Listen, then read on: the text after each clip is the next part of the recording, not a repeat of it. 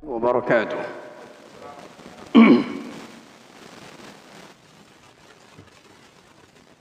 أعوذ بالله من الشيطان الرجيم. بسم الله الرحمن الرحيم.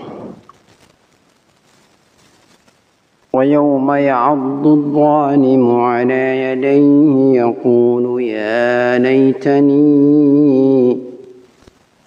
ليتني اتخذت مع الرسول سبيلا يا ويلتى ليتني لم أتخذ فلانا خليلا لقد أضلني عن الذكر بعد إذ جاءني وكان الشيطان للإنسان خذولا. صدق الله العظيم. Alhamdulillah, wassallallahu ala sayyidina Muhammadin wa ala ali sayyidina Muhammad. Jemaah yang dimuliakan Allah. Barusan kita bacakan 3 ayat dalam surah Al-Furqan. Surah Al-Furqan ada di dalam juz ke-19. Juz 19. Mulai dari ayat 28, 26, 27, 28 atau 27, 28, 29. Ini gambaran tentang Allah Subhanahu wa taala, cerita tentang orang-orang yang menyesal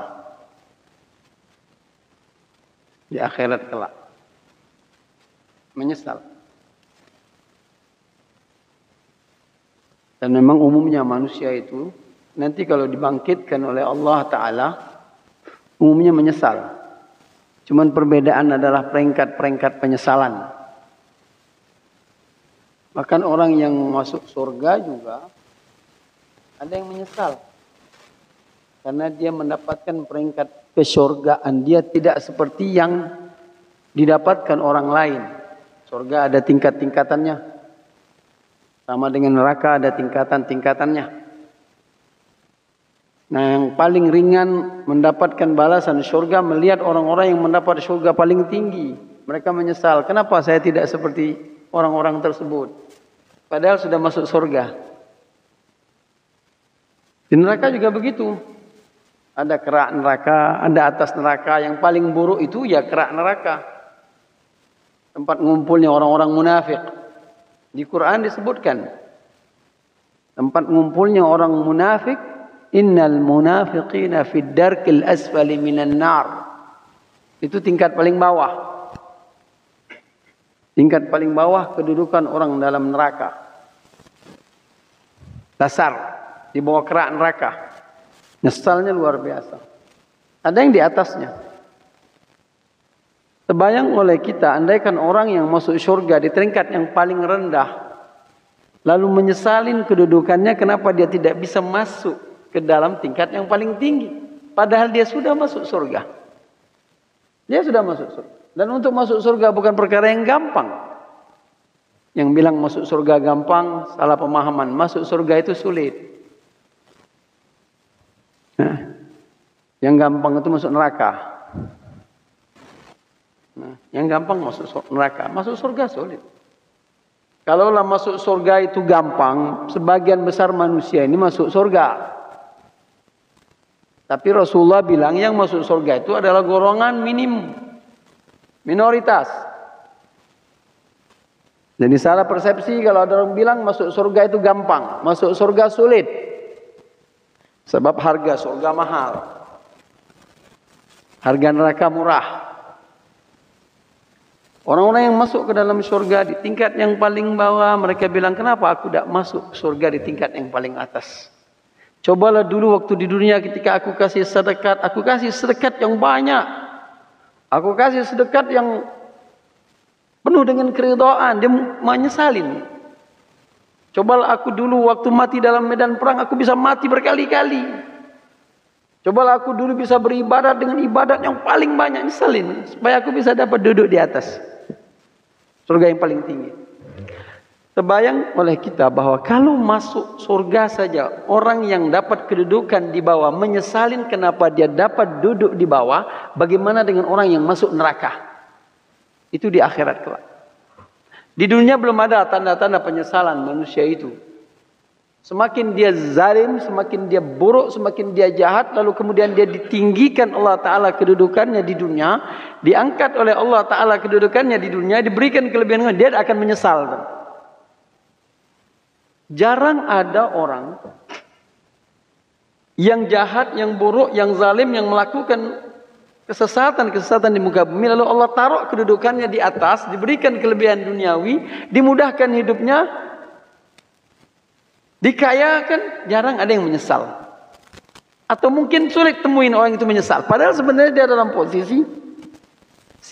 posisi ancaman Allah. Dia tidak nyesal kalau dia mendapatkan kelebihan duniawi pada saat dia sendiri dalam keadaan jahat. Dia tidak nyesal. Sedangkan itu adalah ancaman. Sebab Rasul bilang hati-hati ketika seseorang mendapatkan kelebihan di dunianya, lalu dia semakin jahat di hadapan Allah, di hadapan manusia. Sebenarnya itu bukan nikmat. Itu bukan nikmat. Itu adalah nikmah, bencana, musibah. Bentar lagi Allah akan hancurin dia.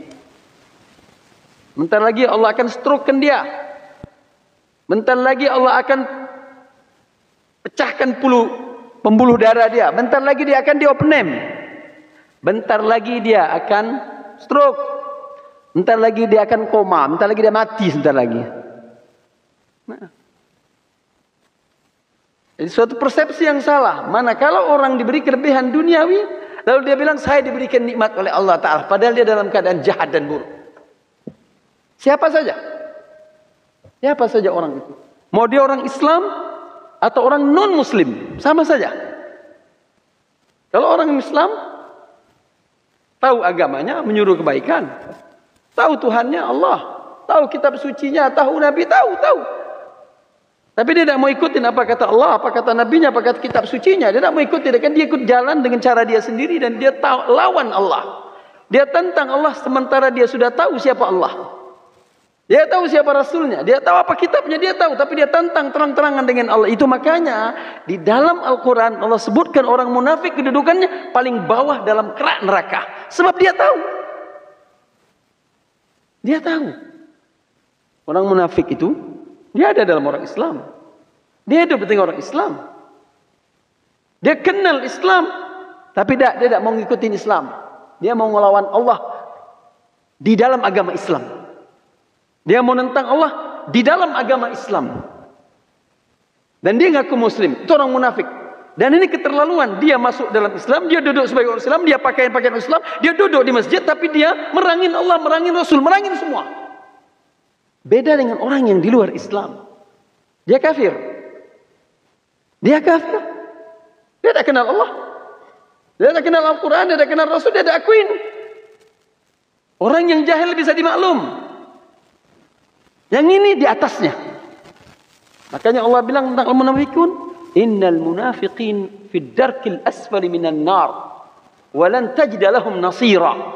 Orang munafik akan menempati tempat keraknya neraka dan mereka tidak akan mendapatkan sama sekali pertolongan dari Allah. Artinya selamanya di sana. Sebenarnya dia kufur.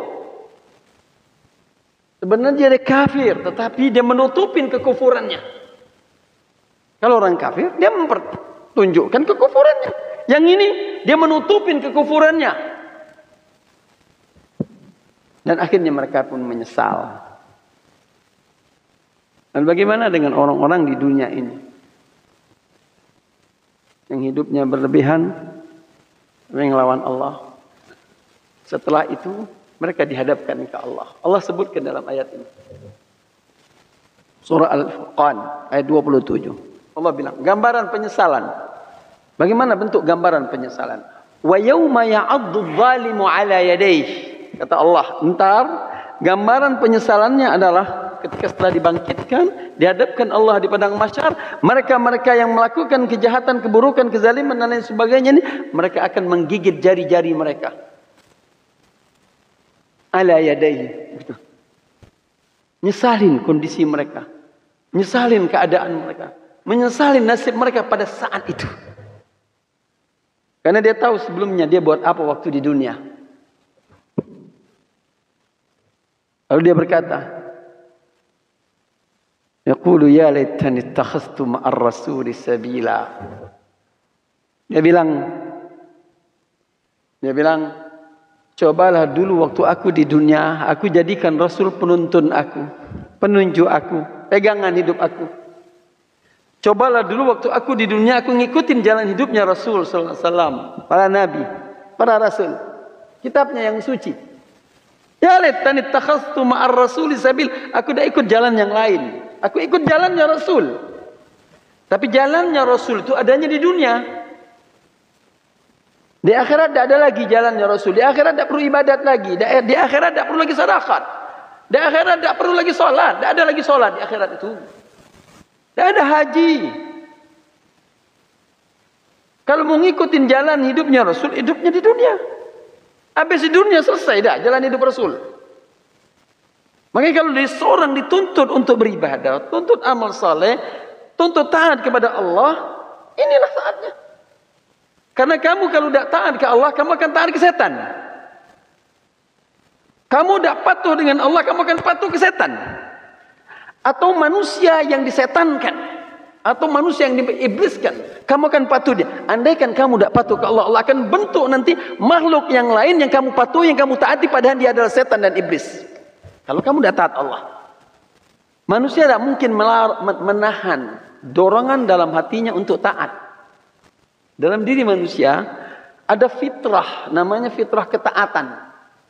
Siapapun orangnya, dia pasti ada fitrah taat itu. Cuman yang menentukan dia taat ke siapa. Dia taat ke Allah atau dia taat ke setan. Dia taat orang yang baik atau dia taat orang yang jahat. Dia taat kepada Rasul atau dia taat kepada bukan Rasul. Dia taat kepada pemimpin yang baik atau dia taat kepada Fir'aun. Itu manusia. Taat pasti ada. Manusia tidak bisa memisahkan dirinya dari ketaatan. Dia mau ikut sholat dengan cara yang diajarkan Allah dan Rasulnya, atau dia tidak mau ikut sholat. Dia mau menghambakan kepada Allah atau dia menghambakan kepada manusia. Pasti ada itu. Dan tidak terpisah. Makanya ketika manusia ini dihadapkan ke Allah, dia menggigit jari-jarinya semua, lalu dia menyesalin, kenapa saya tidak ngikut Rasul dulu waktu di dunia. Karena di akhirat tidak ada lagi cerita tentang ngikut Rasul. Di akhirat itu sudah tinggal nerima, duduk bareng Rasul sudah. Makan minum bersama Rasul, nikmat bersama Rasul, dalam surganya Rasul. Di dunia ini ngikutin Rasul. Tidak mau ikut Rasul, ikutlah siapa yang kamu ikut.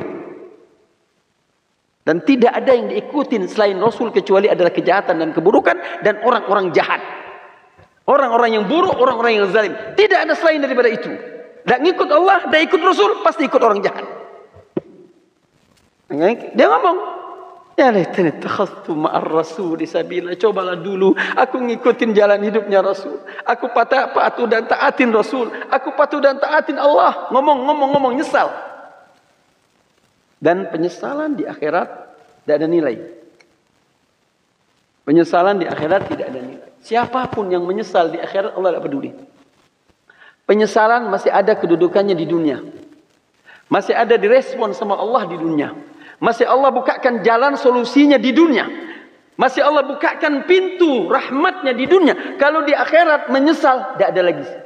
Tidak ada nilainya. Baguskah orang menyesal di dunia? Oh, bagus. Sangat bagus kalau ada orang hidupnya menyesal di dunia. Atas apa yang dia buat di dunia. Ya tentunya dia menyesalin hidup yang buruknya, yang jahatnya, yang dosanya, yang zalimnya, yang makan haramnya, yang tidak adilnya. Dia menyesalin itu. Itu bagus. Itu bagus. Itu namanya orang-orang yang inabah. Yang kembali ke Allah. Wa anibu ila rabbikum wa aslimu lah. Kata Allah dalam Al-Quran, Allah sebutkan kembalilah kamu kepada Allah. Dan berserahlah kamu kepada Allah. Artinya dia menutup jalan yang lama, nyesalin jalan yang lama, dia balik ke Allah. Bagus kata Allah. Karena dunia adalah ruang untuk kamu menyesal. Dunia adalah tempat di mana kamu menyesal. Dunia adalah tempat di mana kamu mengakuin kekurangan, kelemahan, kesalahan, keburukan, kezaliman. Semuanya kamu akuilah di dunia. Di akhirat kamu tidak usah ngaku-ngaku lagi. Toh kamu ngaku pun tidak diakuin oleh Allah. Begitu Allah caranya. Jadi saat ini kita kalau lihat apa yang kita lakukan di dunia, oh banyak salah, banyak dosa, banyak kejahatan yang kita lakukan. Tapi ada ruang penyesalan. Ada pintu penyesalan. Dan Allah nunggu penyesalan manusia itu. Ngakuin kesalahannya. Dan Allah senang kepada orang yang berbuat salah, berbuat dosa, lalu datang kepada Allah dengan segala kehinaannya di hadapan Allah. Sampai-sampai hadis Rasulullah SAW menyatakan, lebih senang dari seorang ibu yang kehilangan anaknya puluhan tahun, lalu anaknya datang kepada dia, dia lihat itu anaknya dan dia tahu itu anaknya, dia peluk, dia sayang, dia semua ungkapkan. Allah lebih sayang dari seorang ibu yang kehilangan anaknya itu.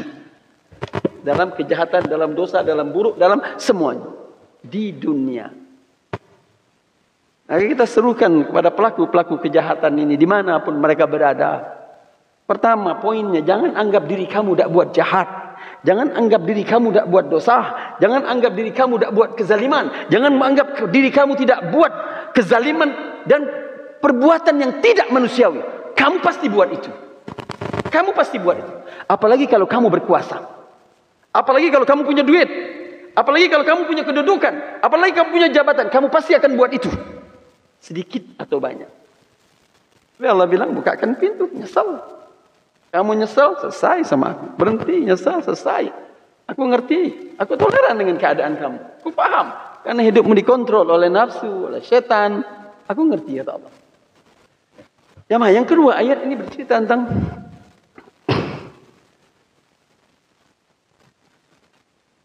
tentang orang yang menyebutkan siapa yang membuat dia jahat. Siapa yang membuat dia buruk? Siapa yang membuat dia zalim? Siapa yang membuat dia jauh dari Allah? Allah nyebutkan ini. Jemaah, kita ini berbuat salah, kadang-kadang karena kita sendiri yang buat salah. Kita berbuat dosa karena kita sendiri membuat dosa. Kita buat zalim karena kita sendiri buat zalim. Kita buat kesesatan karena kita sendiri buat kesesatan. Karena kita jahil. Karena kita bodoh.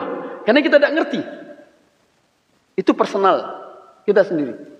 Jalan hidup kita macam itu.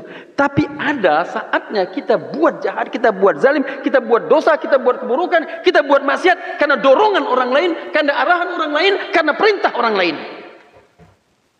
Orang nyuruh kita. Orang arahkan kita. Orang yang desain kita. Orang yang instruksi kepada kita. Orang yang tekan kita. Orang yang paksa kita. Orang lain, kita buat jahat. Kita buat dosa. Kita buat kezaliman. Kita buat ketidakadilan. Kita buat hal-hal yang Allah murkain. Ada dua kondisi. Di ayat ini Allah bilang, orang-orang yang kedua menunjukkan bahwa dia sebenarnya tadinya orang baik.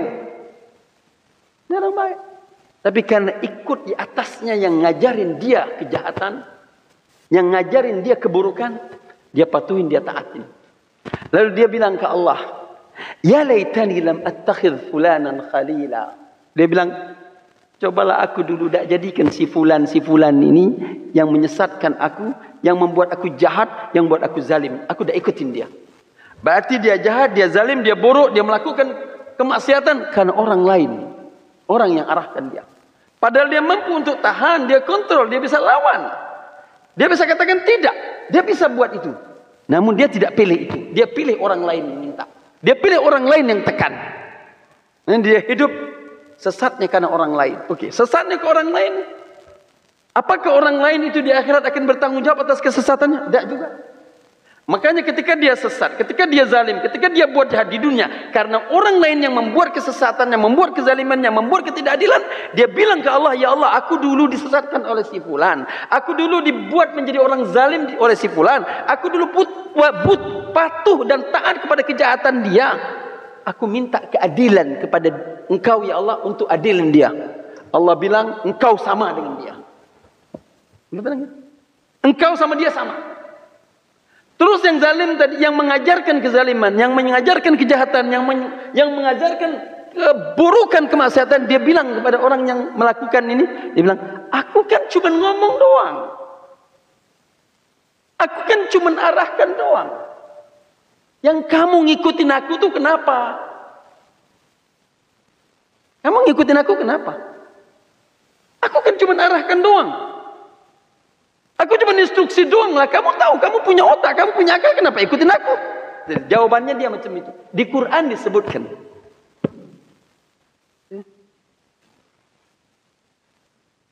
Di Quran Allah sebutkan orang-orang itu. Jadi keduanya ini berantem omongan. Yang ini menghujat si fulan, yang si fulan menghujat si fulan. Dua-duanya kata Allah, kalian berdua-dua masuk tuh nikmati jahannam. Tidak ada alasan di dunia orang bisa nyalahkan orang. Di akhirat orang bisa nyalahkan orang lain.